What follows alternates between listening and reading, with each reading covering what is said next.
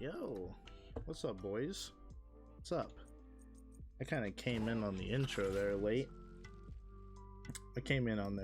But it's whatever. I just tried to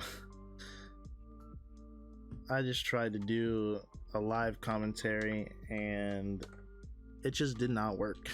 It just didn't work. So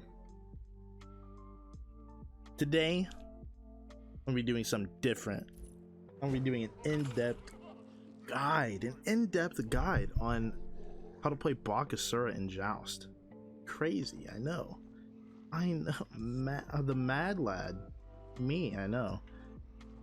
As some of you might know, that at least I used to have a diamond border Baka. I still have the #1 Baka in Joust. I don't play Conquest. I just don't enjoy really playing the game too much at all, let alone getting flamed in Conquest. But nonetheless, let me go ahead and give you guys a rundown of his abilities. So first of all, his leap, as you can see, I have no items, just level 20 base. Boom, I hit for 64. If I hit the leap on somebody, does 70. His leap is a 15% damage increase, and it also does damage if it hits the god. Also, his 2, as you can see here, if I go to the little lane minions, come on now, gives you 1 point in your stack. 1 point. So let me go ahead and go over to the buffs if I can get there, because I am slow. This is also something about his 2 that a lot of you need to know pretty much immediately. That his 2, when you eat a buff, it gives you 2 stacks. So at the beginning of a Joust game, it's not really that important in the beginning, but I make it pretty much a point to get the 2 big camps with my 2. That way when I go to lane, I have 4 stacks in my passive, and then I only need 2 more before I hit 5, and I can get that off of the side XPs. Now your 3 gives you passive physical power and true damage, so 64, and then 64 and 70. So really good. Obviously, if I didn't have that leveled all the way up to max, that my power would be 0. I would not have power. I mean, I would have 10 power because of the passive physical power at level 1, but yeah, really good ability. I'll go over leveling everything first and last later. And for his ult, let me just toss it out. That's his ult. So a lot of people underestimate the ult. To be honest with you, it is a slow. It's a 20 to 40% slow. It's a 3-second duration of 5-second cone. I've joined a match queue. What? I have not. It's also CC immune for 1 second, and your minions damage scales off of your power. So if you just have, what does it do right now? 450. Does 450. Not oboe. I did not mean to buy that. Now it does 975 because I bought Frostbound. So very good. Now let me go over the levels here, what you should be maxing. So starting off at 3, go ahead and just do that. 1 point all at level 3. No real reason to double level anything. You're looking good. Level 4, you're leveling your 3 again. Hold on, let me make sure I'm doing this correct. Actually, I just gotta make sure I'm doing this correct, my bad. So level 4 and then level 5, this is what your ability should be looking like. Level 6, level 7, level 8, level 9, you max your 3, and then second you max your 2. No matter what, you always max the 2, and then you go ahead and you max your 1 and then your ult. The reason you do not you don't max your jump instead, it's because your 2 also gives you 270 heal at 5 and 30 protections for 10 seconds. For 10 seconds. Which is really good. Which is really fucking good. Alright, now that we got all this out of the way, now that we got the easy part out of the way, let's go over your starter and where you're going to be building throughout the game. So, your starters.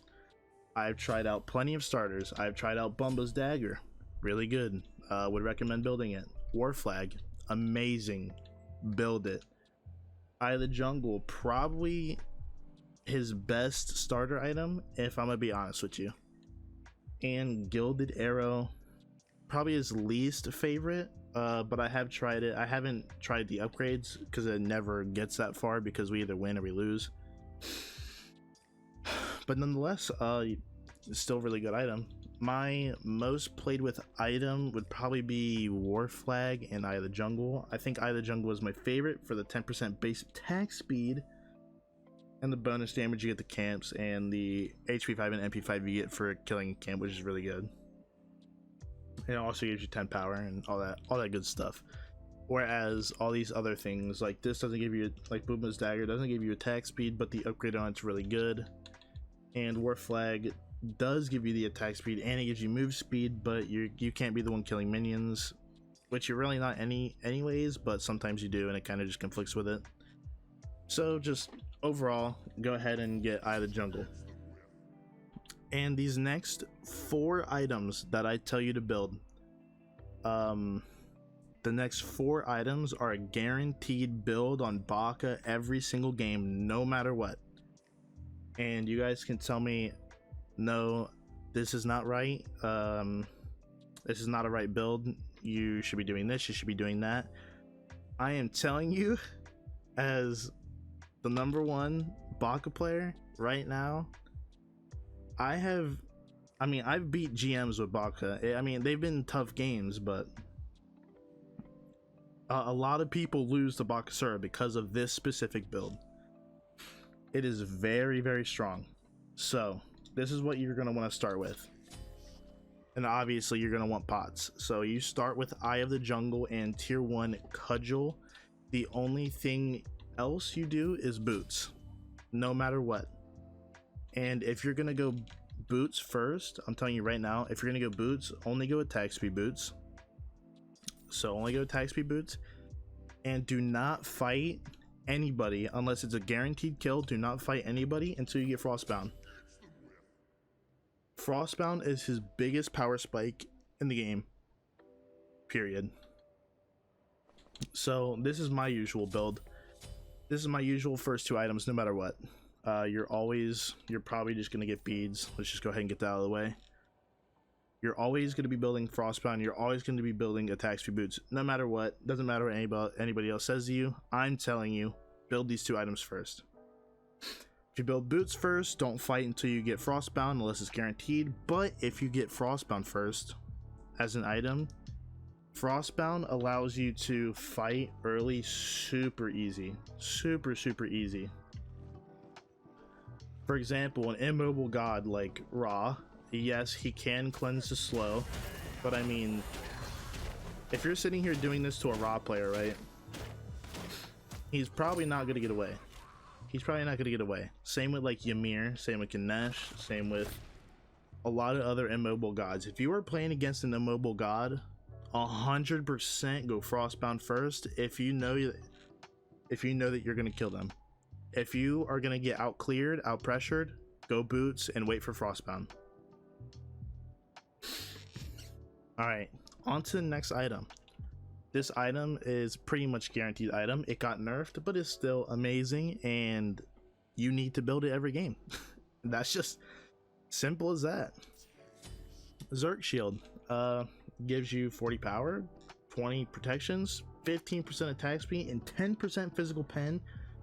And below 40% HP, you become Berserk for 5 seconds, giving you an additional 30 power and 20% attack speed. So it's 35 attack speed and 70 power.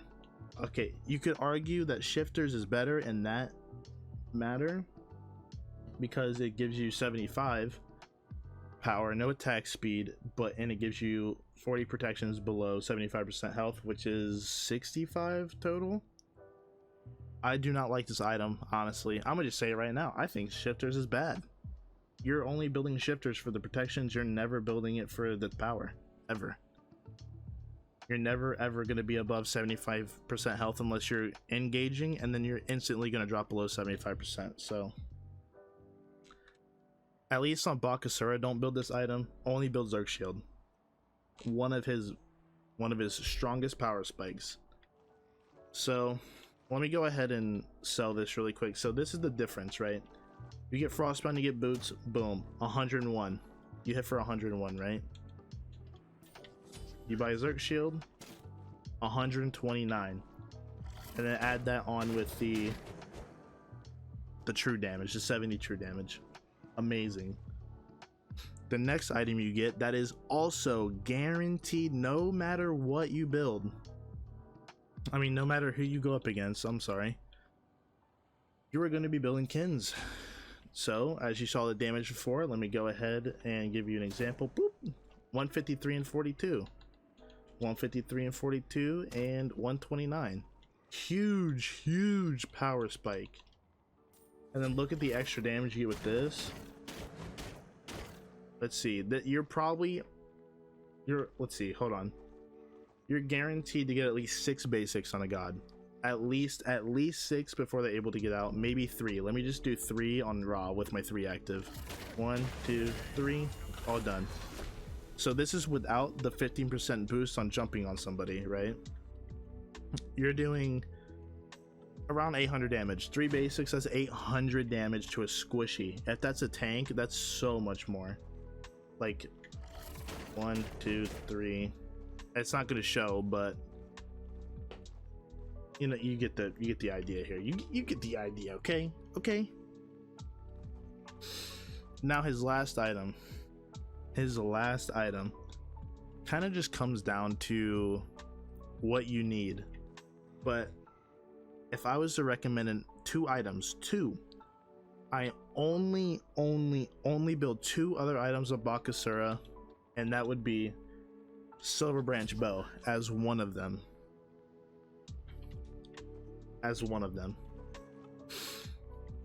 So I've been getting a lot of shit for this item, okay? For Silver Branch, I've been getting a lot of shit, but look at my attack speed. Look at my attack speed right now with no stacks on my passive, no speed buff, nothing. 232, right? 232, easy. So let me go ahead and kill his buff. I'm at 239, 246, 2.5. I'm at 2.5. Just killing three things and getting the buff, and I have a stack on Silver Branch. Now, you might think, well, that doesn't justify getting it, even though it gives you the 30 power, 30% attack speed, 10% physical pen, and 2 power for each 0.02 attack speed you go over cap. Well, still, with that build, you're only getting one. You're only getting one little thing, and you're only going up 2 power, right? So, just say, again, I have 2 power. Now, if you're playing Bakasura, you're going to have other teammates. This is where he gets a little ridiculous. Your other teammate, honestly, Sentinels is getting nerfed, so you're eventually going to stop building this item and start going into, like, Warrior's Axe, or, like Warding Sigil or Tainted or something like that. But the better option would be War Flag, okay? So this item, at base, look at the stats at base. Even on a tank, this is amazing, especially for Bakasura specifically. And this is why I have my teammates build it. So you get the health and mana, you get power, you get health, you get MP5, so that's all good for your tank. You can even build this item too. You can build this item as well. So it gives you 2% attack speed and 1% move speed for 10 seconds, stacking up to 10 times. This is, when you engage in a fight after a minion wave, this is always stacked to 10. Always. You are always going in on 10 stacks, period. At least every time I've been able to fight, it's always been right after a minion wave. or it's like randomly in the jungle and I have stacks anyways, you're always gonna have 10 stacks, and that's it is facts, I promise you. So that would be 20% attack speed and 10% move speed, right? But if you manage to get late game,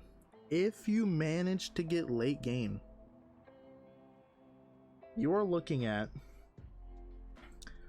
look at this: 4% attack speed and 2% move speed stacking up to 10 times. I'm sorry, that is flashing, and I'm very sorry. I'm gonna step out for a minute. But you were getting 4% attack speed and 2 move speed up to 10 times. That is 40% extra attack speed and 20% move speed. Now add that. I don't know the exact math, but in games where I've had it built and up to 10 stacks, with the Silver Branch passive proccing, I think I've had up to 60 stacks or something like that. I don't think I've ever gone above 70, but 60 stacks is what I've been at, and that's 2, so that's an extra 120 power. And if you're at 17, I believe, can you upgrade? Okay, you can't upgrade that, I'm sorry. So you're getting an extra 120 power at 17 if your teammate gets war flag, which is ridiculous, right? And that's it. That's all I have to say about Silver Branch. Honestly, I would recommend, if somebody has a stim on your team, like if you have a stim and they have war flag, get Silver Branch, period. It is so much power and pen, it's crazy. So this build right now gives you 20% pen, it over capture attack speed, you get mad power, you have protections, and you have health based damage and a slow.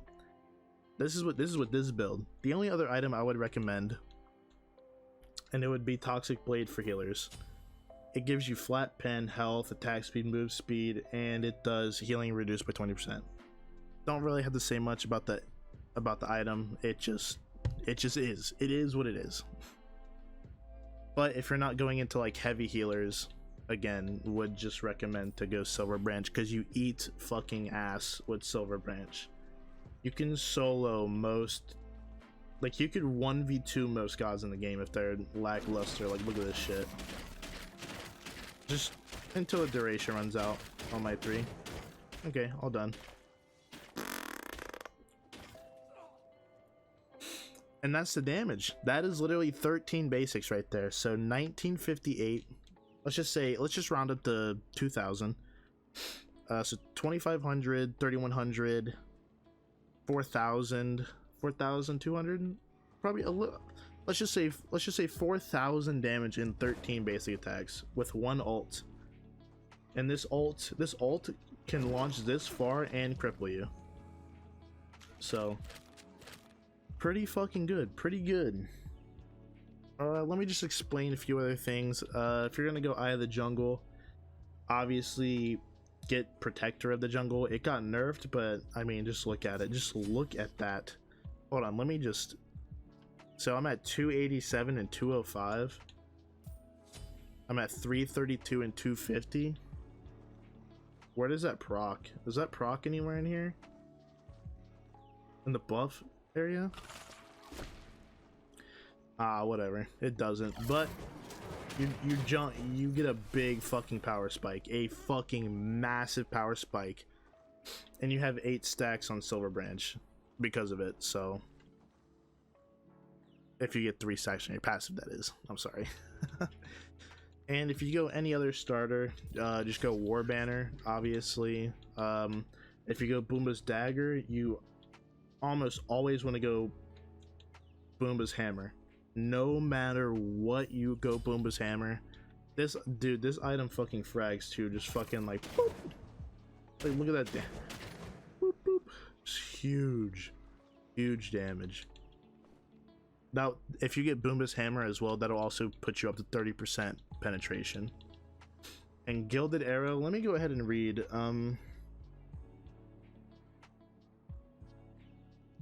I would probably recommend Diamond Arrow. Let me go ahead and make sure it actually does what I think it does. I haven't tested with it, Let me just do this really quick. Ah, it does. Nice. Nice. Does it... Oh! How many times does it stack, motherfucker? 3 times? Let me stack it to 3 times then. So with this build, you can get 26 stacks on Silver Branch, and you're at 409 basic attack power. So really, really good. Really, really good. As for relics, honestly, just get beads. First item, first relic. No matter what, you're always gonna need beads. And if you're not into a super one-shot team, you're gonna want to go shell, just to help with survivability with your team and with yourself, and then upgrade it. Especially in the hunters, you definitely want to upgrade a shell in the hunters. Otherwise, if you're 100% getting one shot, like if you're fucking getting ulted and this happens to you and you just die, I mean, you can get sank. So, and that's really it, honestly. That's Baka. That's what I would recommend build. Let me just go ahead and go over what I would build personally again. And this would be it. This would be my build. This would literally be my build. Yeah. So let me know if you enjoyed it, I guess, but probably not though, right? I'm not too excited myself, you know, but nonetheless, I just wanted you guys to know what I was building on Baka, you know. I've had people message me being curious about it, so I thought I'd give you guys like a little in detail rundown of how I build them, how I level, what you should build, what you should be expecting. Hopefully I covered everything. Hopefully you guys got something from it, maybe. I don't know.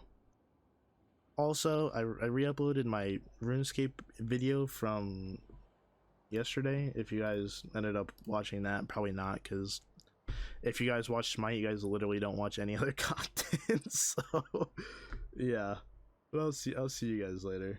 Thanks for watching, and I hope you learned something, I guess. I don't know. Fuck off.